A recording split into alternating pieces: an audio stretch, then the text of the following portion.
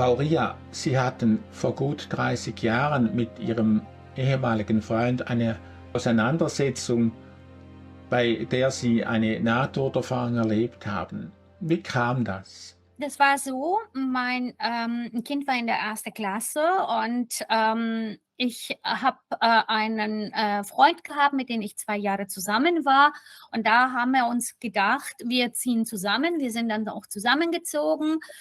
Und während dieser Zeit habe ich festgestellt, dass der halt immer eifersüchtiger wäre und immer strenger wäre, ja. Und er war aber nicht gewalttätig. Der war nur etwas eifersüchtig, wenn ich mal ein bisschen später zu Hause kam und so. Und es gab halt einen Tag, ich musste am Samstag morgens arbeiten. Und deshalb habe ich ja mein Kind Freitagabends zu meiner Mama gebracht, damit er ausschlafen kann in der Früh. Ich musste um 7 Uhr morgens zur Arbeit. Als ich dann wieder nach Hause kam, war mein damaliger Freund noch nicht da. Er hat ja noch gearbeitet. Und da hat mich eine Freundin angerufen. Und sie wollte mir unbedingt etwas erzählen, irgendwas, was sie erlebt hatte an dem Tag. Und dann haben wir uns kurz unterhalten. Dann sagte sie, das wäre teuer. Lass uns mal vielleicht zu einem Kaffee irgendwo in der Mitte treffen. Und dann habe ich hatte was dagegen. Ich wollte eigentlich nicht, weil am nächsten Tag musste ich arbeiten. Dann habe ich ihr gesagt, du, wenn dann nur ganz kurz, eine halbe Stunde, aber länger nicht, weil ich muss morgen früh aufstehen. Dann sagte sie, ist in Ordnung, eine halbe Stunde würde reichen, aber dann am Telefon wird es zu teuer. Dann habe ich gesagt, okay, ich habe mich schnell angezogen, aber ganz schnell und schnell nur roter Lippenstift eingetragen. Ich war jung, ich bin nicht außer Haus gegangen, ohne mich ein bisschen zu schminken. Dann, als ich an der Tür kam, kam in dem Moment mein damaliger Freund. Und als er mich gesehen hat, dass ich angezogen war für Fortgehen und auch eine Lippenstift, da sagt er, wo gehst du hin?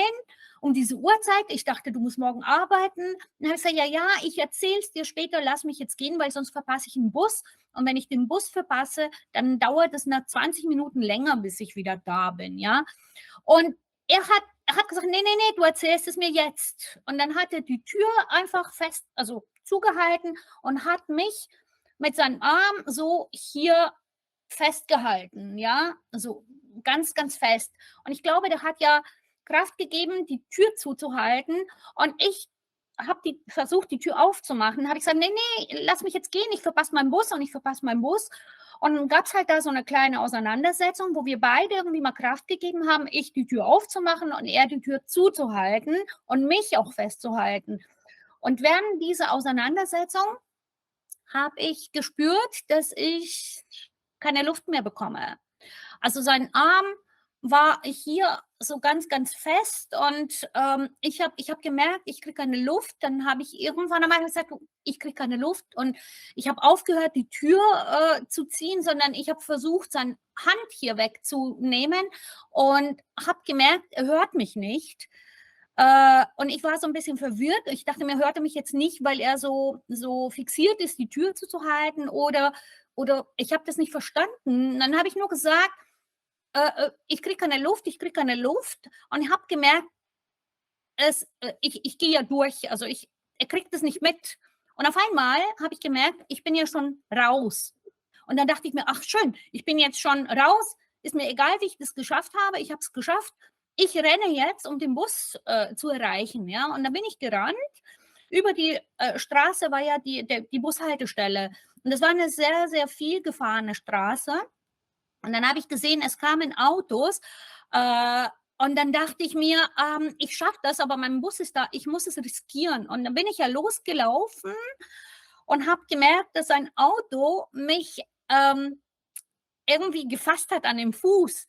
Und dann dachte ich mir, oh nein, das noch jetzt, ja. Und dann habe ich geguckt und gesagt, ist mir nicht passiert, mir ist nicht passiert. Dachte ich mir, ich habe keine Schmerzen, mir ist nichts passiert. Und ich hoffe, dem Auto ist auch nicht passiert, habe ich mir gedacht.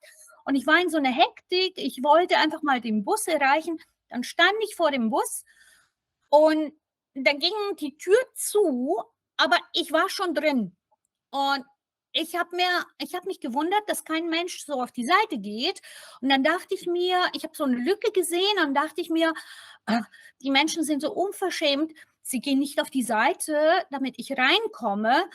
Ähm, Ich habe eine Lücke gesehen und dann stand ich plötzlich und dann dachte ich mir, jetzt muss ich jetzt gucken, wo ich mich festhalte, weil es gab ja keine Stange oder irgendwie so eine Stelle, wo ich mich festhalten konnte, in der Nähe. Und dann habe ich mir gedacht, ich muss jetzt gucken, wie ich diesen Griff da oben erreiche, weil normalerweise ich bin ja klein und ich komme gar nicht hin, ja. Und auf einmal habe ich ja diesen Griff. Ich war ja da und dachte ich mir, ach, ich komme doch hin, ja. Aber ich konnte ja diesen Griff nicht anfassen. Also ich konnte es nicht haben. Das ist ja immer wieder weggerutscht, ja. Und dann dachte ich mir, komisch, ich habe die Leute angeguckt, dachte mir, keiner hilft mir, ja. Also Wahnsinn, die Leute sind so unverschämt, die helfen mir gar nicht. Und dann habe ich weiter versucht und dann dachte ich mir, ach, weißt du was, ich stehe stabil, ich muss mich nirgendwo halten, ich muss ja eh gleich aussteigen, weil das war so eine oder zwei Bushaltestellen, da wo ich wollte. Und da bin ich weiß nicht mehr, wie ich da hingekommen bin. Also ob ich war in der U-Bahn, da wo meine Freundin gewartet hat. Und ich habe gesehen, wie sie da war und sie ist halt so rumgelaufen, ja, so links und rechts und hatte sie eine weiße Rollkragenpulli angehabt und eine schwarze Lederjacke.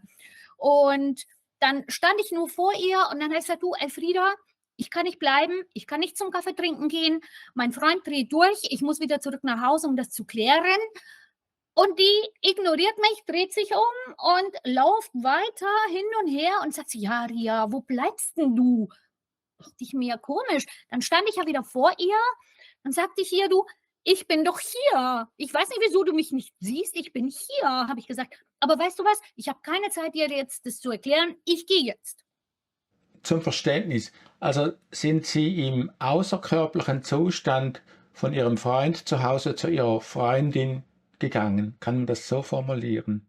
Ja, also ich habe das nicht gemerkt, dass ich außerkörperlich war in dem Moment. Ich habe nicht gemerkt, dass ich keinen Körper dabei hatte. Aber wenn man so im Nachhinein denkt, ich kann ja meinen Körper nicht mitgenommen haben und weil der lag noch zu Hause. Und aber ich hatte diese Erfahrung gehabt und ich habe den Rest nicht mitbekommen, was in der Nähe von meinem Körper passiert. Das habe ich nicht mehr mitbekommen, weil ich war weg. Ich war in einem Bus, ich war in der U-Bahn-Haltestelle, wo meine Freundin gewartet hat. Und dann ging es weiter.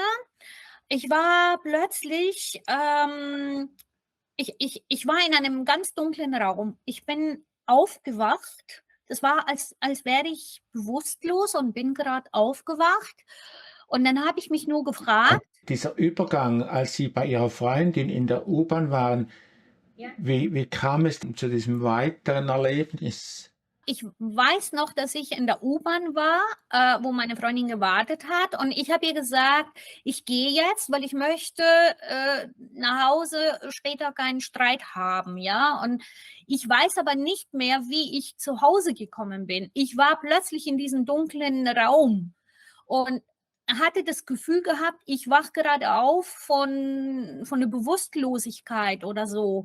Und dann fragte ich mich, wo bin ich denn hier? Was hat er mit mir getan? Was hat er mit mir gemacht?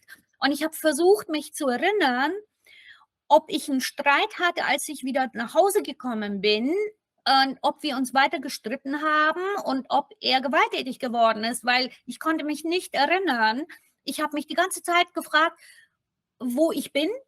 Und dann habe ich mir gedacht, wahrscheinlich haben wir uns gestritten, habe ich mir gedacht. Und er hat mich vielleicht im Keller gesteckt, weil ich vielleicht bewusstlos geworden bin. Ich wusste nicht, was passiert ist. Ich war nur gerade in einem ganz, ganz dunklen Raum.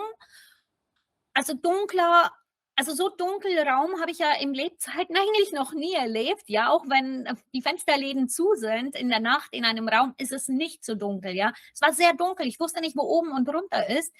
Und dann dachte ich mir, wo bin ich denn hier? Ich bin höchstwahrscheinlich im Keller, habe ich mir gedacht.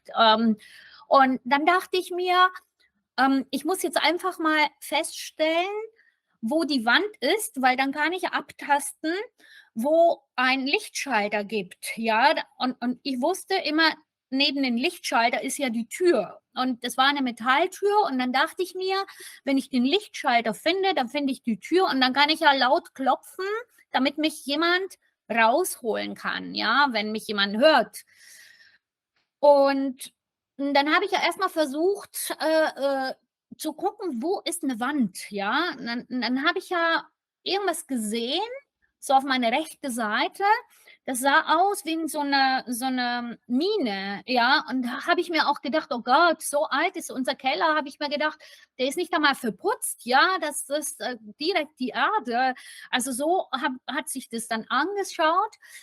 Und dann habe ich ja plötzlich das Gefühl gehabt, ich höre Wasser. Ich höre Wasser laufen wie in so 'n Bach. Und dann dachte ich mir: „Hier ist Wasser, irgendwo ist Wasser.“ Dann dachte ich mir: „Okay, wenigstens habe ich ja was zum Trinken“, habe ich mir gedacht. Und aber wo kommt denn das Wasser her, dachte ich mir. Und dann habe ich ja nach unten geschaut, weil das kam ja von unten irgendwie. Und dann habe ich ja meinen Körper gesehen, wie ich leuchtete, also mein Körper hat geleuchtet und ich hatte so was wie 'n weißes, durchsichtiges Kleid angehabt. Und da habe ich mich erst mal gefragt, woher hat er dieses Kleid gefunden? Ich habe so 'n Kleid nicht, dachte ich mir. Und dann habe ich gesehen, dass meine Füße so nach unten hangen. Also, ich konnte durch das Kleid auch wie 'n Schatten meinen Körper sehen, also, und meine Hände. Das Kleid hatte so offene, also, so 'ne lange Ärmel und, und dann habe ich mir gedacht, „Oh gut, ich trete gar nicht auf dem Boden, also, ich kann nicht nass werden, wenigstens das“, habe ich mir gedacht, „sonst würde ich krank“, ja? Und, und dann dachte ich mir, ich muss jetzt einfach mal schauen, wo das Licht ist, ja? Also, solange ich festgestellt habe, ich werde jetzt nicht nass, meine Füße nicht nass werden nicht nass, musste ich halt einfach mal habe ich mich konzentriert, diesen Lichtschalter zu finden. Und auf einmal habe ich bemerkt, dass, neben mir jemand war. Also, ich habe bemerkt, da ist ein Wesen, also 'ne und da habe ich geguckt, es war so 'ne Lichtwesen. Es war 'ne Frau mit ganz, ganz, ganz lange blonde Haare, also eigentlich Gold. Ich denke, das waren blonde Haare, weil das war alles wie 'n goldenes Licht, ja. Ich habe gesehen, dass sie so 'n langes Kleid getragen hat bis unten an den Füßen und sie war mir sehr vertraut. Sie war ich kannte sie irgendwie. Und dann habe ich gesagt: „Ach schön, ich bin nicht alleine, du bist ja auch hier“, habe ich gesagt. „Ich suche jetzt das Licht. Wo ist hier weißt du, wo hier ein Licht ist oder ein Lichtschalter?“ Und dann sagte sie zu mir: „Ja, hier lang“, so. Und dann habe ich gesagt: „Ja, okay.“ Und dann sind wir gelaufen, also eigentlich geschwebt, ja. Und dann sind wir losgeschwebt und dann sind wir in diese Richtung gegangen. Und dann habe ich ja durch mein Licht und ihr Licht wurde dieser Ort heller, also nicht ganz hell, aber immer noch dunkel, aber etwas heller als vorher. Es war nicht stockdunkel wie vorher. Und, und dann hat sich also wirklich hat's ausgesehen wie so 'ne Mine, also wie 'ne Tunnel. Und, da sind wir in diese Richtung geschwebt zusammen und sie hat sich um mich so ungefähr gedreht. Die war mal da, dann vorne, dann hinten und wieder. Sie hat die ganze Zeit diesen Kreise gemacht, als hätte sie mich, aufgepasst, als hätte sie auf mich aufgepasst, ja. Sie hat auf mich aufgepasst. Das Gefühl hatte ich und mich beschützt, ja. Und auf einmal habe ich mich nach rechts gedreht und da ist in diesem Tunnel so 'n Zweig aufgegangen. So ein weiterer Tunnel, der auch genauso beleuchtet war wie unser Tunnel. Und dann habe ich ja gesehen, eine männliche Figur, auch so 'ne Lichtfigur, aber man konnte erkennen, dass diese Lichtfigur eine Hose und Stiefel bis zum Knie hatte und so Hosenträger, weil er hat grad diese Bewegung gemacht, als hätte er grad seine Hosenträger hochgetan und er war in Eile, um zu uns zu kommen und hat sich sehr gefreut. Also, ich konnte fühlen, was sie fühlen. Ich kannte sie alle und dann, also alle beide. Und dann, hatte ich das Gefühl, dass die erste goldene Figur, also die weibliche Figur, zu ihm so gesagt hat: „Wo bleibst du ungefähr?“ Ja, und „Ich bin ja schon da, ich bin ja schon da.“ So, jetzt im Nachhinein, ganz kurz in Klammer, ich habe dieses Erlebnis, 2020 zu meiner Mutter erzählt und sie sagte mir, ihr Vater war Fischer und hat immer so lange Stiefeln bis zum Knie gehabt. Also, ich habe meinen Vater mein Opa, das letzte Mal gesehen, als ich 3 war. Ich kann mich nicht erinnern an ihn. Deswegen kann ich nicht sagen, ob er das war oder nicht. Auf jeden Fall, dann kam er und hat er die Stelle hier hinter mir genommen und die weibliche Figur war dann vor mir, ständig, also während wir über diesen Tunnel geschwebt sind. Und dann plötzlich kamen noch mehr. Es kamen ständig irgendwelche Lichtfiguren, die mich kannten. Und wir haben uns begrüßt in der Form, ich hatte meine Arme offen gehabt und wir hatten alle so eine Aura. Um meinen ganzen Körper war so eine Aura, so eine leuchtende Aura. Und wenn meine Aura ihre Aura angefasst hat, da haben wir kommuniziert und wir haben auch die Gefühle damit getauscht, ja. Irgendwie in dem Moment, wo ich halt die Aura von den anderen Lichtfiguren angefasst habe, war es so ein wunderschönes Gefühl, so eine Willkommen wieder zurück. Ich hatte das Gefühl gehabt, ich komme wieder nach Hause. Und das war einfach wunderschön, wunderschön. Ich bin geschwebt über diesen Tunnel und habe die alle begrüßt. Und irgendwann einmal habe ich gefragt, wo ist denn das Licht? Wo ist denn endlich mal das Licht? Und dann hat mir die goldene Figur, die erste, die ich gesehen habe, hat sie gesagt, ja, da vorne. Also eigentlich alle haben gesagt, ja, da. Und dann habe ich geschaut, ganz weit weg war so eine kleine, ganz weißes, helles Licht. Und dann habe ich gesagt: „Was, so weit weg?“ habe ich gesagt. Und dann habe ich mich gedreht, um zu sehen, wie viel Entfernung habe ich jetzt hinter mir, damit ich schätzen kann, wann ich da ankomme. Ich wollte unbedingt dahin, ja, weil das war mein Zuhause. Und dann habe ich mich gedreht und ich konnte die Erde von oben sehen, mit den Farben, so wie man sie auch kennt, also mit dem Blau, auch die Wolken dazwischen und die Erde. Und dann konnte ich erkennen, dass auf meine rechte Seite hinten an die komisch, aber also an Südosten irgendwo einen Krieg gegeben hat. Es haben Leute gekämpft. Und dann habe ich mir gedacht, wie sinnlos das alles ist. Wie, wie, wie bedeutungslos dieser Krieg ist, was da stattfand, ja. Und dachte ich mir, das hört ja nie auf, ja. Und dann habe ich auf der rechten Seite geguckt und da war ich habe mich fokussiert. Das war wie so eine Lupe, als ich mich von der Breite zum Engen auf eine Situation, fokussieren, weil ich da gesehen habe, dass ein farbiger Junge, gejagt wurde von 'ne Band oder so. Und, die hatten Messer dabei gehabt und sie hätten ihn erstochen und er war in einer Sackgasse. Ich wusste, er kommt da nicht mehr raus. Und dann habe ich seine Gefahr gespürt. Dann habe ich den anderen Figuren gefragt: „Seht ihr das auch?“ Und dann haben sie gesagt: „Ja.“ Dann habe ich gesagt: „Ja, wollen wir nicht helfen? Können wir nicht helfen?“ Und dann haben die gesagt: „Ja, wenn du willst, kannst du helfen, aber willst du sein Leben weitermachen?“ Oh, ich dachte, du wolltest zum Licht. Und dann habe ich gesagt: „Ne, das ist dann nur so 'n, Zeitverlust, 'ne Verzögerung. Dann will ich schon zum Licht“, habe ich gesagt, ja? Und dann habe ich mich gedreht und bin dann nach vorne weiterhin, ge geschwebt. Und auf einmal, während ich wurde immer schneller und ich kam immer schneller zu dem Licht und auf einmal habe ich gehört, wie mein damaliger Freund mich gerufen hat. Der hat meinen Namen gerufen und, das habe ich gehört. Und dann habe ich die gefragt, habe ich gesagt: „Hört ihr das auch? Er ruft mich.“ Und dann haben die gesagt: „Ja, ja, so machen die Menschen. Weißt du das nicht mehr?“ Dann habe ich gesagt: „Ja, ja, ich weiß es, aber, komisch.“ Und dann bin ich weitergeschwebt und er hat weitergerufen. Und dann habe ich gesagt: Er ruft mich wieder.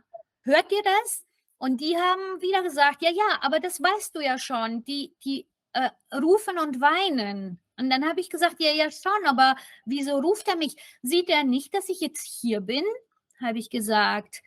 Und in dem Moment, wo ich das gesagt habe ich das Gefühl, dass mein körperliches Gehirn äh, eingeschaltet war, weil ich mit zweidimensional gedacht habe.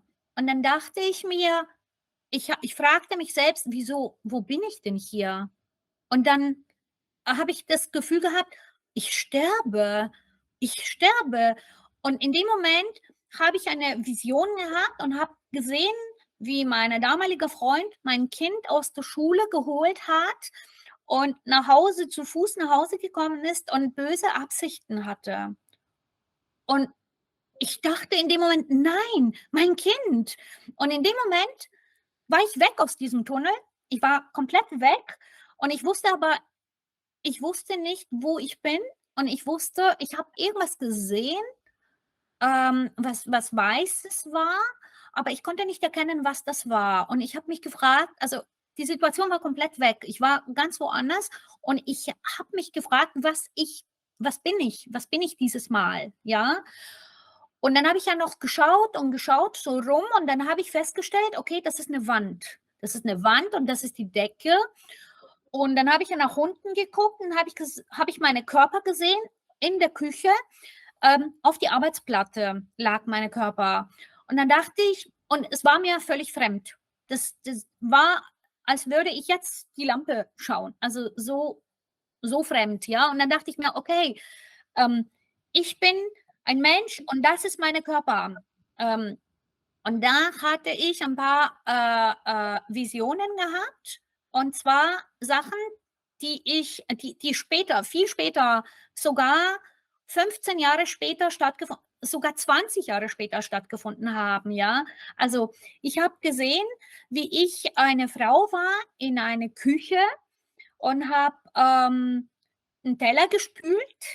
Äh, vor meinem Waschbecken war ein Fenster und ich habe in einem gepflegten, schönen Garten geschaut und neben mir waren noch so Küchenschränke mit 'nem Ofen und direkt daneben war noch so 'n Türtelefon, so 'ne Türklingeltelefon.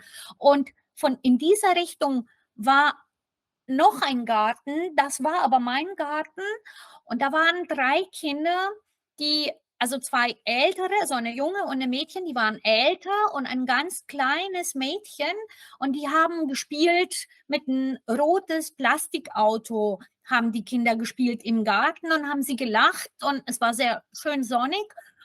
Und während ich gespült habe, den Teller, habe ich auch noch Radio gehört und habe sogar das Lied, „Hey Sera Sera“ gehört, ja? Und dann habe ich gesagt: „Okay, das ist meine Rolle“, und, habe mir gedacht: „Oh nein, so eine langweilige Rolle. Ach.“ Und ich habe aber kommuniziert mit einer höheren Macht. Und als ich gesagt habe: „Oh, so eine langweilige Rolle“, habe ich also kein Befehl, sondern so eine väterliches, Rat: „Mach das. Gib ihr die Chance, ihre Aufgabe zu erfüllen.“ Und ich habe mich wahrgenommen, als wäre ich so eine Goldkugel, so ungefähr, wie eine Flamme, ja? Und ich war völlig neutral. Ich war nicht gut und ich war nicht böse. Ich könnte aber alles sein, was ich, wollte, und ich hatte sehr, sehr hohe Macht. Also, ich hatte das Gefühl gehabt, ich weiß alles über wirklich das ganze Universum, ich weiß die ganze Geschichte auf der Erde und alles, was passiert ist und was passieren wird. Also, ich hatte das Gefühl gehabt, ich bin i ich bin eine sehr, sehr hohe Macht, ja? Und dann habe ich gedacht: „Okay, das ist mein Körper.“ Und dann habe ich so als so 'n Kugel, eine goldene Kugel, habe ich mich an meinen Körper hier hingesetzt, also zwischen meine Augen und, habe noch mal meinen Körper angeguckt und den Boden. Und dann dachte ich mir: „Hm, das ist meine Körper und, hier runter muss ich's bringen.“ Und in dem Moment bin ich da reingegangen und mein Körper ist aufgestanden. Ich als Ria bin dann aufgestanden und ohne Schwierigkeit unter der Küchenplatte, also einfach mal ich bin gestanden und dann habe ich mich gefragt: „Was mache ich denn hier? Wieso schlafe ich in der Küche?“ Ich wusste nichts mehr. Ich habe halt alles vergessen und ich dachte, ich schlafe in der Küche und ich habe gerade geträumt. Und dann laufe ich so Richtung Wohnzimmer, sehe meinen Freund, wie der auf der Couch saß mit seinem Kopf so und geweint. Und dann sage ich: „Sag mal, wieso schlafe ich in der Küche?“ Und er dreht sich um, als würde er 'n Geist sehen, fängt an, mich zu beschimpfen, und sagt er: „Du tust so, als würdest du tot du hast mich so erschrocken.“ Und er wollte gar nicht mehr darüber reden. Dann habe ich gesagt: „Du, ich habe sogar geträumt und ich habe diesen Traum gehabt.“ Dann habe ich ihm erzählt, was ich alles erlebt habe oder was ich dachte, ich habe geträumt, weil ich nie über eine Nahtoderfahrung gehört habe. Ich habe nie über so 'n Tunnel irgendwas vorher gehört und ich wusste gar nicht, ja? Und somit habe ich habe versucht herauszufinden: „Du, sag mal, was ist passiert? Was ist passiert?“ Also, ich hatte das noch so in Erinnerung gehabt, dass ich tatsächlich zu meiner Freundin gegangen bin, also, dass ich in der U-Bahn war. Also, ich konnte mich an eine wirklich gewalttätigen Moment nicht erinnern, ja, außer das Letzte, wo er halt seinen Arm hier hatte, wo ich gesagt habe: „Ich kriege keine Luft“, ja? Und es war so ein bisschen durcheinander. Und so circa 4 Tage später saßen wir beide im Wohnzimmer und haben ferngesehen und auf einmal kam tatsächlich ein Dokumentar, genau über Nahtoderfahrung und über diesen Tunnel. Und ich schaute da und ich war völlig überrascht. Dann habe ich ihn angeguckt, habe gesagt: „Du, sag mal, das ist doch mein Traum. Ich habe es dir gesagt, ich habe das geträumt.“ Und er: „Ja, das wusstest du.“ Und ich: „Nein, ich wusste es nicht. Ich weiß gar nicht, was ist passiert.“ Und er hat es mir auch nie erzählt. Wir haben uns danach natürlich auch getrennt, und seitdem habe ich ja mit dem Mensch auch nie Kontakt aufgenommen. Genau, das war meine Erfahrung. Haben Sie nachher noch mit Ihrer Freundin gesprochen, die da auf Sie gewartet hat? Habe ich also sie war sauer, weil sie ist ja auch mitten in der Nacht einfach mal losgelaufen. Mitten in der Nacht, ich meine, es war so ungefähr 8:20 oder und es war Herbst, also es war schon dunkel, ja. Und dann sagte sie mir: „Du hast mich sitzen lassen, ich habe auf dich gewartet in der U-Bahn.“ Dann habe ich gesagt: „Du, das stimmt nicht. Ich war da und habe dir gesagt, dass ich nicht bleiben kann.“ Und sie: „Nein, da warst du nicht da.“ Dann habe ich gesagt: „Doch, ich weiß, du hattest 'ne weißen Rollkragenpulli gehabt und 'ne Lederjacke.“ Und sie: „Ja, stimmt, aber du warst nicht da.“ Also, da hat man, sich dann auch beide gewundert, aber ich war fest davon überzeugt, ich war da. Also, ich war auch da. Also, sie hat mich nicht gesehen. Sie waren einfach außerkörperlich da. Ich war außerkörperlich da und ich habe mich so wahrgenommen, als wäre ich selbst. Also, ich war nicht jemand anderes oder so. Ich war ich. Ich war ich habe auch nicht gemerkt, dass ich nicht laufe, sondern schwebe. Das habe ich nicht gemerkt, weil ich, glaube ich, so in Hektik war, dort anzukommen. Es gab ja keine Handys damals, ja. Ich wusste, sie wartet auf mich und ich wollte unbedingt hin, um ihr zu sagen: „Ich kann jetzt nicht zum Kaffee bleiben. Ich gehe zurück, weil ich habe einen Streit und ich muss jetzt irgendwie mal die Sache wieder in 'ne Ruhe, in 'ne Gleichgewicht, eine Harmonie bringen“, ja. Und Sie haben sich so wahrgenommen, wie Sie sind, also auch mit körperlich wahrgenommen eigentlich. Was anders war, war diese Schwere. Also, man spürt also, der Körper ist schwer. Und ich hatte diese Schwere nicht gefühlt, ja. Ich bin geschwebt, es war alles so leicht und nicht schwer. Auch in dem Moment, wo ich über die Straße wollte, ich habe geschaut, links kommen keine Autos, rechts kommen welche, aber ich riskiere es, weil mein Bus da ist und ich hoffe schneller, so schnell genug zu sein, ja. Und als dieses Auto mich also wirklich ganz unten am Fuß gefasst hat, ähm, dachte ich mir, also da dachte ich mir, komisch. Ich bin mir sicher, der hat mich gefasst, aber ich habe keine Schmerzen, gar nicht. Und dann habe ich ja geguckt und habe gesehen, ähm, ich habe mich ganz normal gesehen. Also da habe ich mich mit meinen normalen Klamotten gesehen. Also da habe ich mich nicht mit diesem weißen Kleid. Erst nach dem dunklen Raum hatte ich das war Mhm. nicht ganz genau weiß. Dieses Kleid war wie so eine Altlicht, so eine Licht in einer Lampe, also nicht eine helle Lampe, so eine dunkle Lampe. Und mein Körper da drin war wie ein Schatten.